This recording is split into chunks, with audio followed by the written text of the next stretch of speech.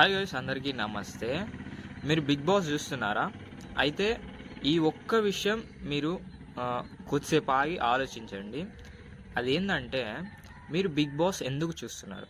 ఒక్కసారి ఆలోచించండి. ఎందుకంటే మీరు బిగ్ బాస్ చూడడం ఎంటర్టైన్మెంట్ పర్పస్ కావచ్చు, బట్ ఆ ఎంటర్టైన్మెంట్ పర్పస్ దేని మీద బేస్ అయి ఉందని ఒక్కసారి ఆలోచించండి.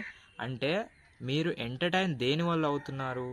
ఒకరు కొట్టుకోవడం, ఒకరు తిట్టుకోవడం చూసి మీరు ఎంటర్టైన్ అవుతున్నారు. అంటే మీ బిహేవియర్‌ని ఆలోచించండి.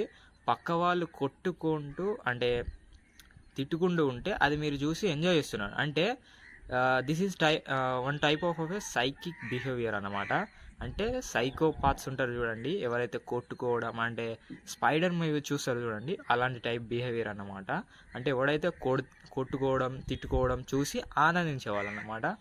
అయితే ఈ బిహేవియర్ వల్ల ఏమవుతుందంటే మనకి మన మీద కన్నా పక్క వాళ్ళ బిహేవియర్ అంటే పక్క వాళ్ళ మీద ఇంట్రెస్ట్ అనేది ఎక్కువ ఉంటుంది. అండ్ మనం కూడా ఎక్కువ కాన్సన్ట్రేట్ చేయడం జరుగుతుంది.